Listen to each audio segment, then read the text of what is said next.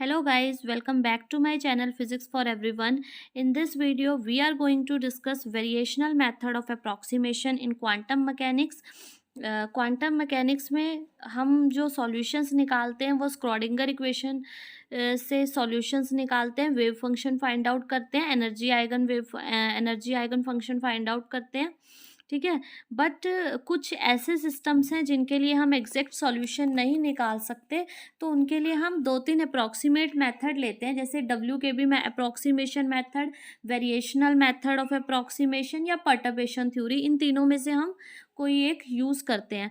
ठीक है, लेकिन कुछ सिस्टम ऐसे हैं, जैसे हीलियम एटम का था, उसके लिए पर्टर्बेशन थ्योरी भी फेल हो रही थी, वो भी नहीं एग्जैक्ट सॉल्यूशन दे पा रही थी, तो उसके लिए क्या है, वेरिएशनल मेथड ऑफ अप्रॉक्सीमेशन है। कुछ ऐसे सिस्टम है जिन पे वेरिएशनल मेथड ऑफ अप्रॉक्सीमेशन लगता है और CSIR नेट में इसमें जेस्ट में इसमें से क्वेश्चंस आते हैं, वेरिएशनल मेथड में से बहुत बार क्वेश्चंस आए हैं। So it is an very important topic from the point of view of CSIR net physical science exam. So we are going to discuss it today. So variational method of approximation में देखो क्या है, जैसे WKB method था, उसमें हमें क्या पता था, हमें एक पोटेंशियल दिया होता था और हमें क्या करना होता था, एनर्जी निकालनी होती थी। इसमें भी हमें जो वेव फंक्शन है वो हमें पता नहीं होगा, वेव फंक्शन यहाँ पे अननोन होगा। ठीक है, हैमिल्टोनियन यहाँ पे नॉन होगा, यानी कि हैमिल्टोनियन या तो हमें क्वेश्चन में गिवन होगा या फिर हमें पोटेंशियल गिवन होगा क्वेश्चन में और हमें हैमिल्टोनियन निकालना होगा। ठीक है, हैमिल्टोनियन क्या होता है, हैमिल्टोनियन क्या होता है, T+V करके निकाल सकते हैं, kinetic energy plus potential energy, वहाँ से हमारा हैमिल्टोनियन निकल जाता है। ठीक है, तो या तो हमें पोटेंशियल क्वेश्चन में गिवन होगा या डायरेक्ट हैमिल्टोनियन गिवन होगा और हमें एनर्जी आइगन वैल्यूज निकालनी होंगी ग्राउंड स्टेट एनर्जी के लिए। ठीक है, वेरिएशनल मेथड जो है हम इसको फर्दर एक्साइटेड स्टेट्स की एनर्जी निकालने के लिए भी यूज़ कर सकते हैं, जब हमें इवन पोटेंशियल गिवन हो या ऐसा कुछ सिमेट्रिक गिवन हो वाई एक्सिस के अबाउट, तो हम ये मेथड को अप्लाई कर सकते हैं। ठीक है, जो वेरिएशनल मेथड है basically it is based on the principle variational principle. ठीक है, तो जो अब ये जो वेरिएशनल मेथड है ये वेरिएशनल प्रिंसिपल पे बेस है, और वेरिएशनल प्रिंसिपल क्या कहता है कि जो ग्राउंड स्टेट एनर्जी है दैट इज़ लेस देन और equal to expectation value of Hamiltonian in any normalized arbitrary state, यानी कि जो हमें हैमिल्टोनियन हमारे पास आएगा उससे जो एनर्जी जो हमारी निकलेगी वो उससे हमेशा कम होगी हैमिल्टोनियन की एक्सपेक्टेशन वैल्यू से। ठीक है, यानी कि अपर बाउंड इसने एक लगा दिया कि जो ग्राउंड स्टेट एनर्जी है वो हैमिल्टोनियन की एक्सपेक्टेशन वैल्यू की जो मिनिमम एनर्जी है उसके इक्वल हो सकती है, उससे कम हो सकती है, लेकिन उससे ज़्यादा नहीं हो सकती। तो ये वेरिएशन प्रिंसिपल ने कहा था।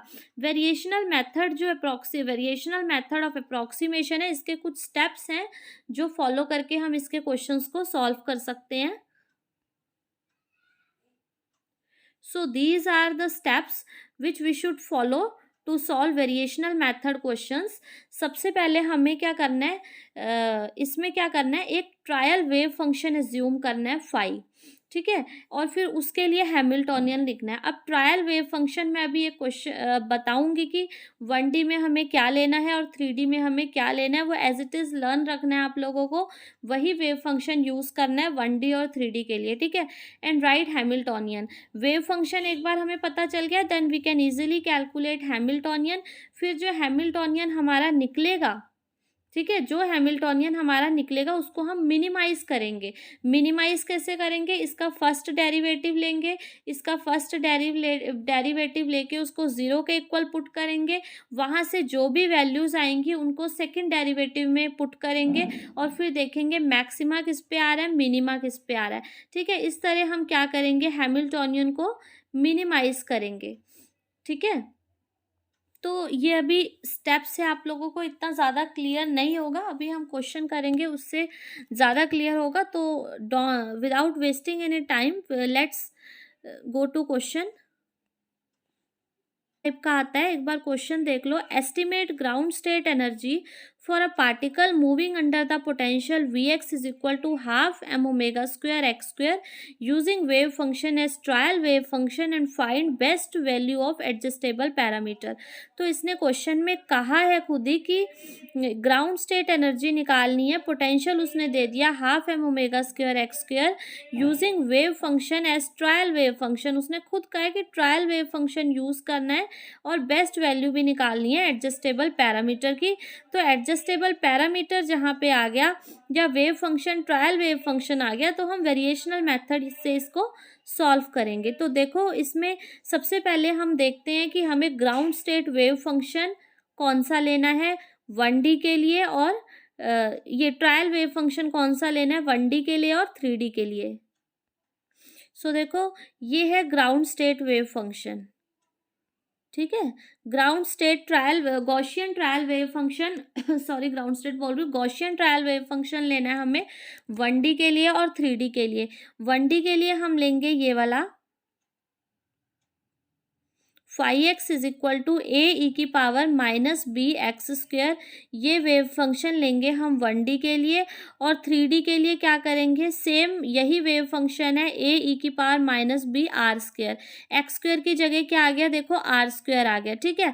1 डायमेंशन में ले रहे हैं तो ओनली एक्स है, 3 डायमेंशन में ले रहे हैं तो आर है, जहाँ पे एक्स वाई कैप जिसमें तीनों कवर होते हैं, आर वेक्टर होता है एक्स आई कैप प्लस वाई जे कैप प्लस जेड के कैप, तो आर लिया हमने 3D में। तो 1D में वेव फंक्शन हमने लिया ए ई की power minus b x square और 3D में हमने वेव फंक्शन लिया ए ई की power minus b r square, जहाँ पे यहाँ पे ए जो है ये क्या है, नॉर्मलाइजेशन कांस्टेंट है। यहाँ पे दो टर्म्स हम यूज कर रहे हैं, एक ए यूज कर रहे हैं और एक बी यूज कर रहे हैं, ठीक है। जो ए है वो यहाँ पे नॉर्मलाइजेशन कांस्टेंट है और जो बी है, बी का मीनिंग है यहाँ पे एडजस्टेबल पैरामीटर, ठीक है। ये बी की वैल्यू एडजस्ट कर सकते हैं हम, इसकी वैल्यू ऊपर नीचे हो सकती है, ठीक है। इसकी वैल्यू चेंज हो सकती है, अलग अलग क्वेश्चंस में बी की वैल्यू अलग अलग आएगी आप लोगों की, और बी की वैल्यू को एडजस्ट करके जैसे ही हम बी की वैल्यू को चेंज करेंगे तो फाई एक्स में चेंज आएगा, ठीक है। तो हम देखो ट्रायल वेव फंक्शन ले रहे हैं, कोई एग्जैक्ट वेव फंक्शन हमें नहीं पता, ट्रायल वेव फंक्शन ले रहे हैं तो बी की वैल्यू निकालेंगे, वहाँ से हमें एक थोड़ा अप्रॉक्सीमेट वेव फंक्शन यहाँ से पता लग जाएगा। तो यहाँ पे दो पैरामीटर, ए है नॉर्मलाइजेशन कांस्टेंट और बी है हमारे पास एडजस्टेबल पैरामीटर। यहाँ पे जो ए है, ए की वैल्यू आती है 2b बाय पाई की पावर 1/4। ये कैसे आई है मैं अभी आप लोगों को इसे शो करूँगी। पहले आप ये देख लो, आपको ये चीज़ जो है, ये दो टर्म्स है, ये लर्न करनी है कि 1D में ए की वैल्यू होगी 2b। जब भी 1D का केस आएगा तो आपको ए की वैल्यू 2b बाय पाई की पावर 1/4 ये सब्स्टिट्यूट करनी है, और 3D का केस आएगा तो ए की पावर 2b बाय पाई की 3/4 सब्स्टिट्यूट करनी है, ठीक है। 1D के केस में पावर 1/4 है, 3D के केस में पावर 3/4 है। ये फाई एक्स और ए एज्यूम करना है हमने 1D और 3D के केस में, और ऐसे ही काइनेटिक एनर्जी जो है टी कैप उसकी एक्सपेक्टेशन वैल्यू यहाँ गिवन है जो हमें एज्यूम करनी है, लेट करनी है। तो टी की जो एक्सपेक्टेशन वैल्यू है ये 1D में तो हमें एज्यूम करनी है H cut square by 2m तो होती है, बी से मल्टीप्लाई करना है, और 3D के लिए इसको किससे मल्टीप्लाई करना है, 3b से मल्टीप्लाई करना है, ठीक है। ये बहुत इजी भी, ये आपको थोड़ा डाटा लर्न करना पड़ेगा और ये बहुत इजी भी है लर्न करने में, कोई मुश्किल नहीं है। सिंपल आप एक वेव फंक्शन लर्न करो, ए ई की power minus b x square, 1D के लिए ये हो गया, 3D के लिए एक्स की जगह क्या लग जाएगा, आर लग जाएगा, ए ई की power minus b r square हो जाएगा, ठीक है। ए की वैल्यू 2b बाय पाई की पावर 1/4 1D के लिए आई है, ये मैं अभी शो कर दूंगी कि कैसे आई है। तो वैसे ही आपको लर्न होनी चाहिए, 2b बाय पाई की पावर 1/4 लेंगे, 3D में हम 3 डायमेंशंस की बात करते हैं तो 3/4 पावर लेंगे। काइनेटिक एनर्जी की एक्सपेक्टेशन वैल्यू जो है वो minus h cut square by ये h cut square by 2m है, b से मल्टीप्लाई किया है, 3D में 3 की बात कर रहे हैं तो 3b से मल्टीप्लाई किया है, ठीक है। तो ये जो चीज़ें हैं ये आप लोगों को लर्न करनी है, जो हमने एज्यूम करना है। अब देखो वो जो वैल्यू 2b बाय पाई की पावर 1/4 आ रही थी वो कैसे आ रही थी, देखो हम वेव फंक्शन क्या एज्यूम कर रहे हैं, हम वेव फंक्शन हमने ई की power minus b x square, A e की power minus b x square, ये वेव फंक्शन हमने लिया है। ठीक है, तो इसको जब हम नॉर्मलाइज करते हैं, हम वेव फंक्शन यहाँ पे ऐसा यूज़ करते हैं, ट्रायल वेव फंक्शन, जो स्क्वायर इंटीग्रेबल हो, क्वांटम मैकेनिकली एक्सेप्टेबल हो, यानी कि उसका डेरिवेबल भी हो, वो कॉन्टिन्यूस भी हो हर जगह। ठीक है, तो इस टाइप का हम वेव फंक्शन यहाँ पे एज्यूम करते हैं। तो हमने वेव फंक्शन एज्यूम किया था ए ई की power minus b x square.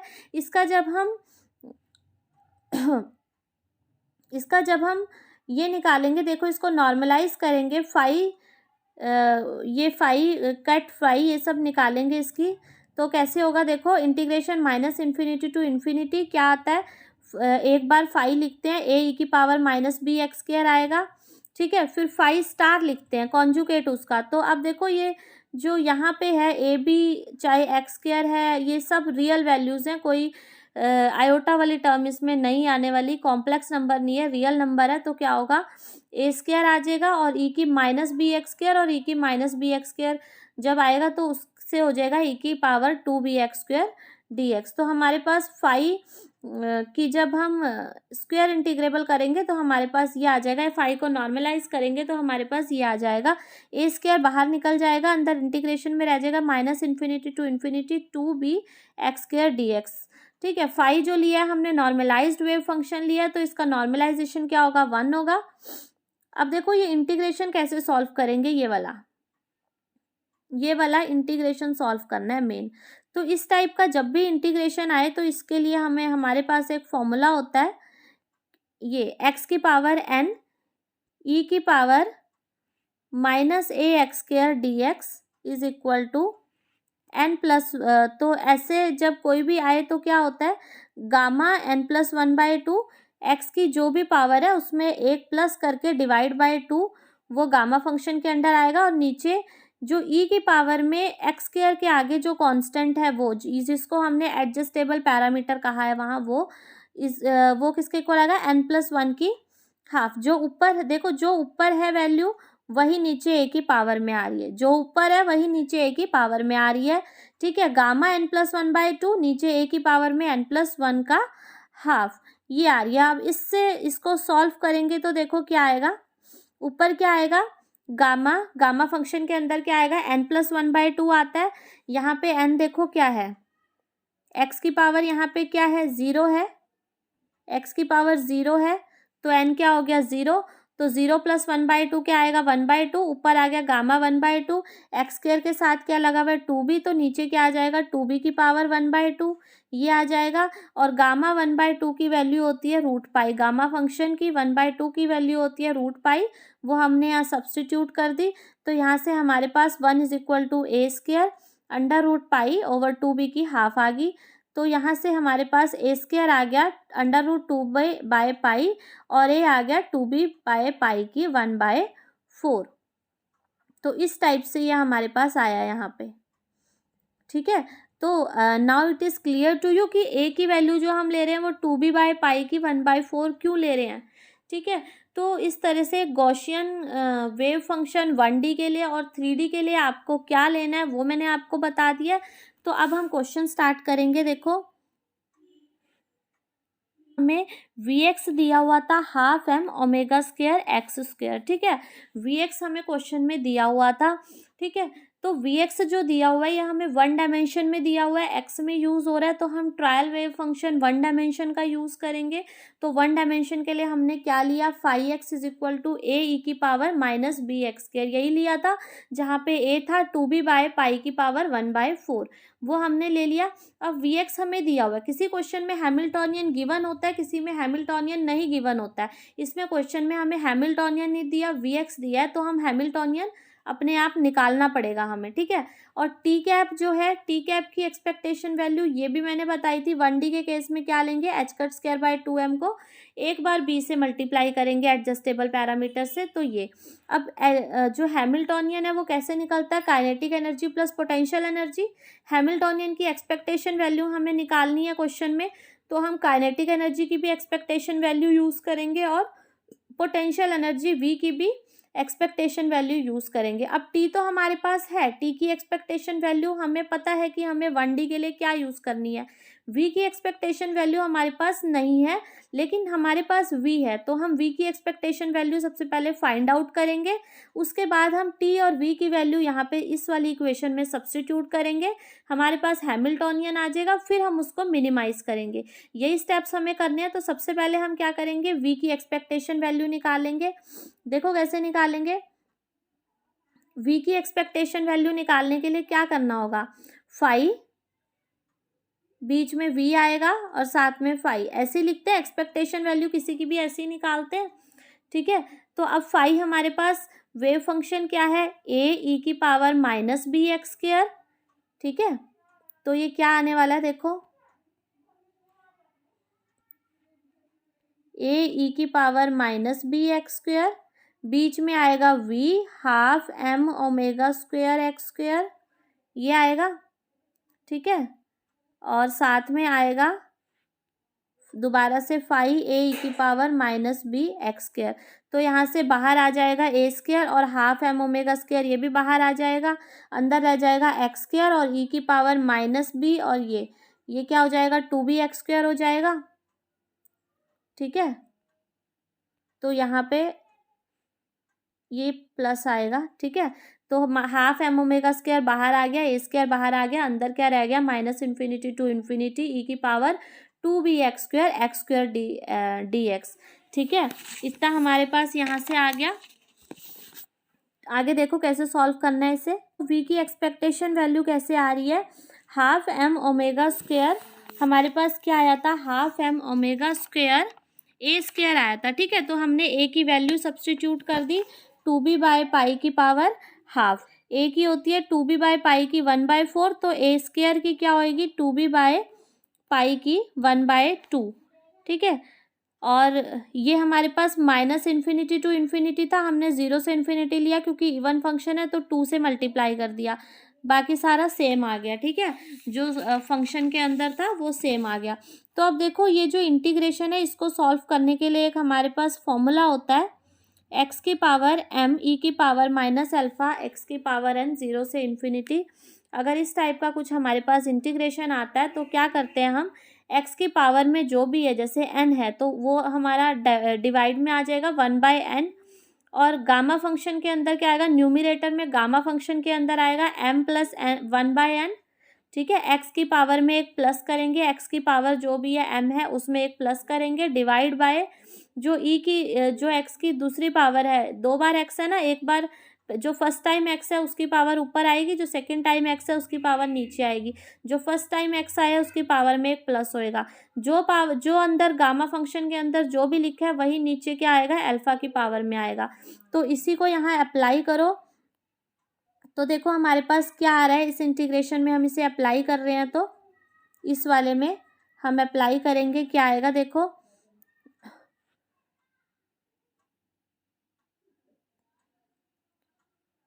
यहाँ पे देखो क्या आएगा, ई की पावर एक्स स्क्वायर है, ठीक है, एक्स की पावर क्या है, 2 है, तो एम क्या है, मतलब 2, तो ऊपर क्या आएगा, 2 + 1 3 divide by n, n x की दूसरे एक्स की पावर भी क्या है, 2 है, तो गामा फंक्शन के अंदर क्या आएगा, 3/2 आएगा, ठीक है। और नीचे क्या आएगा, अल्फा की पावर वही आएगी जो गामा फंक्शन के अंदर है। अब अल्फा यहाँ पे हमारा क्या, एक्स स्क्वायर के साथ क्या पड़ा है, 2b पड़ा है, तो 2b की पावर 3/2 आ गई नीचे, ठीक है। और आगे क्या आएगा, 1/n आ गया, और n क्या है, 2 है, तो यहाँ पे हमारा 1/2 आ गया, ठीक। यहाँ से इस 2 से ये 2 कैंसल आउट हो जाएगा, आगे वाली टर्म क्या है, m omega square 2b by pi की हाफ, ये एज इट इज़ आ जाएगी, ठीक है। ये कैसे आया है मैंने बता दिया यहाँ पे।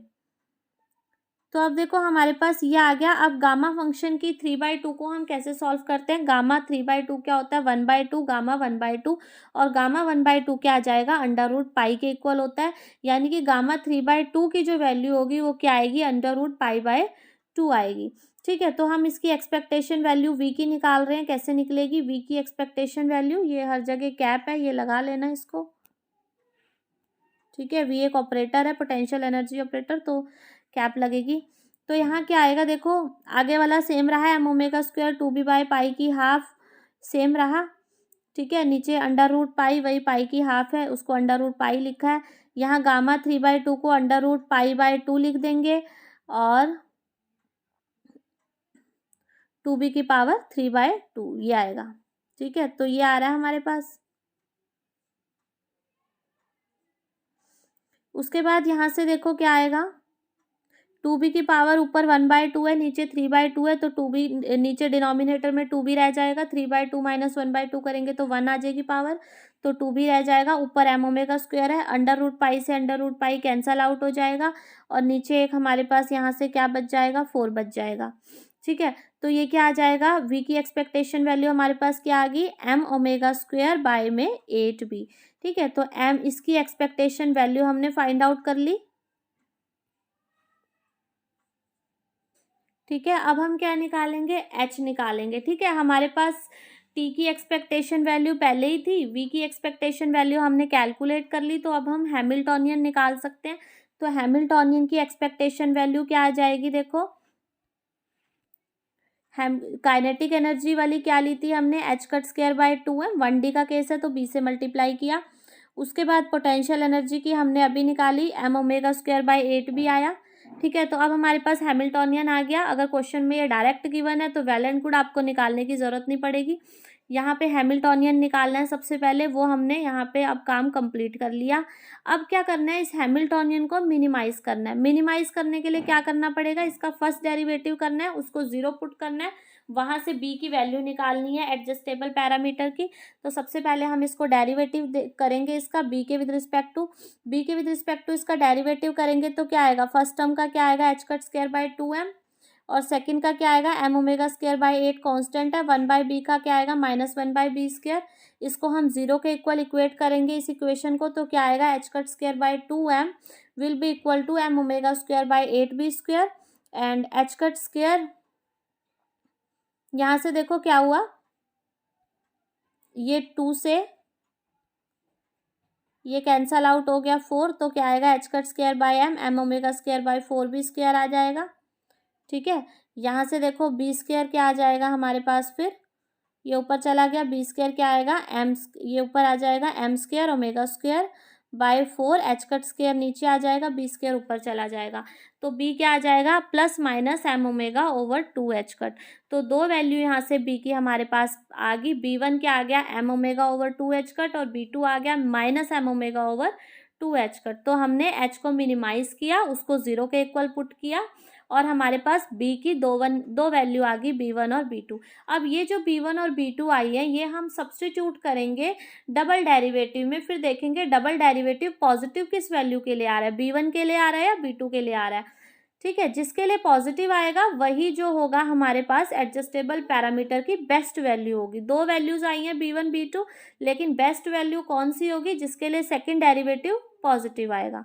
ठीक है, अब हमने हैमिल्टोनियन का अगेन डेरिवेटिव किया, तो हैमिल्टोनियन हमारे पास क्या आया था, देखो फर्स्ट डेरिवेटिव था हमारे पास, वो हमारे पास ये आया था -h²/2m plus m omega square by 8 -1/b²। तो अब इससे सेकंड डेरिवेटिव करेंगे। ठीक है, सेकंड डेरिवेटिव करेंगे तो क्या होगा, ये फर्स्ट टर्म तो सारी कांस्टेंट है, इसका डेरिवेटिव 0 हो जाएगा। सेकंड टर्म क्या आएगा, माइनस बाहर ले लेंगे, एम ओमेगा स्क्वायर बाय 8 और 1/b² का क्या हो जाएगा, -2/b³। सेकंड डेरिवेटिव हो गया। ठीक है, हमने सेकंड डेरिवेटिव निकाल लिया, इसी को सॉल्व करेंगे हम आगे, तो ये माइनस माइनस प्लस हो जाएगा, हमारे पास आएगा 2m omega square bye 8b³।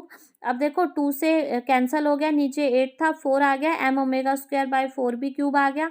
अब ये जो वैल्यू है, ये वैल्यू देखो, अगर b की वैल्यू पॉजिटिव होगी तो ये वैल्यू जो सेकंड डेरिवेटिव है ये पॉजिटिव आएगा क्योंकि b³ है हमारे पास, और अगर नेगेटिव होगी b की वैल्यू तो ये नेगेटिव आएगा क्योंकि b³ है हमारे पास। ठीक है, तो अब b1 हमारे पास, तो हमारे पास ये जो वैल्यू आ रही है ये b1 के लिए पॉजिटिव आ रही है। ठीक है, क्योंकि b1 हमारे पास क्या निकला था,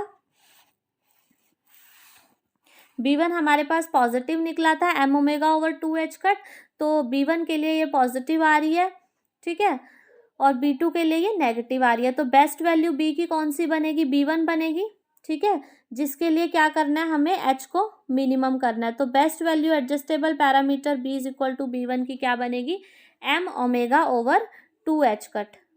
अब हम क्या करेंगे, ये जो हमारे पास बेस्ट वैल्यू निकली है b is equal to b1, इसके लिए हम h मिनिमम निकालेंगे। h हमारे पास क्या आया था, इसकी expectation value h cut square b over 2m plus m omega square by 8b आया था हमारे पास, ठीक है। इसकी मिनिमम वैल्यू निकालेंगे b is equal to b1 के लिए, तो यहाँ पे जो b है उसकी जगह b1 सब्सटीट्यूट कर देंगे m omega over 2h cut, ठीक है। तो इस इक्वेशन में हमने क्या किया, ये b की जगह m omega over 2h cut substitute किया, तो हमारे पास क्या आ गया, EGS h cut omega by 4 plus h cut omega by 4 यानी कि हाफ h कट ओमेगा। तो ग्राउंड स्टेट एनर्जी जो हमारे पास निकल के आई है वो क्या आई है, हाफ h कट ओमेगा, ये वैल्यू हमारे पास यहाँ पे निकल के आई है, ठीक है। तो इसको साथ साथ राइट करते रहना, और जितने एक बार आप इसे खुद करके देखोगे तो ज़्यादा क्लियर होएगा। आई होप जो वेरिएशनल मेथड है वो आपको समझ आया होगा। वेरिएशनल मेथड में सबसे पहले हमें एक ट्रायल वेव फंक्शन एज्यूम करना होता है, और ट्रायल वेव फंक्शन मैंने 1D के और 3D के केस में बताया कि कौन सा लेना है और t की एक्सपेक्टेशन वैल्यू क्या लेनी है दोनों केसेस में। एक बार हमें ये मिल जाए तो उसके बाद हमें पोटेंशियल तो क्वेश्चन में गिवन होगा, तो हैमिल्टोनियन निकालना है, फिर उस हैमिल्टोनियन का फर्स्ट डेरिवेटिव करके उसको ज़ीरो के इक्वल पुट करना है। वहाँ से हमारे पास दो वैल्यूज़ आएंगी, फिर हमें सेकंड डेरिवेटिव में उन दो वैल्यूज़ को सब्स्टिट्यूट करके देखना है कि सेकंड डेरिवेटिव पॉजिटिव किस वैल्यू के लिए आ रहा है। जिस वैल्यू के लिए सेकंड डेरिवेटिव पॉजिटिव आएगा वो वैल्यू हमारी बेस्ट वैल्यू होगी, और उस वैल्यू के लिए हमें h मिनिमम निकालना है, ठीक है। और h मिनिमम जो हम निकालेंगे वही हमारी क्या होगी, ग्राउंड स्टेट एनर्जी की वैल्यू होगी। So this is all about variational method we have discussed today. I hope it is clear to you, and if you like this video please like, share and subscribe the channel. Thank you.